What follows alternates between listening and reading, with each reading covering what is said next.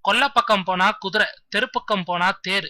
இது ரெண்டுத்துல எதுலப்பா ஏறலாம் அப்படின்னு குழப்பத்திலே இருக்கிறாராம் கொம்பன் மருது படை இயக்குனர் முத்தையாவுக்கு. இப்படி கண்ணா லட்டு திங்க ஆசையா என்பதை போல டபுள் சான்ஸில் சிக்கி திளைக்கும் இவருக்கு இப்போதைய தேவை குழப்பமே ஓடி போதான்.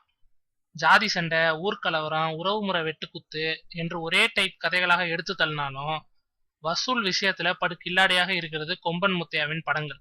அதனாலதான் அடுத்தடுத்து வாய்ப்புகளும் வரிசை கட்டுகிறது.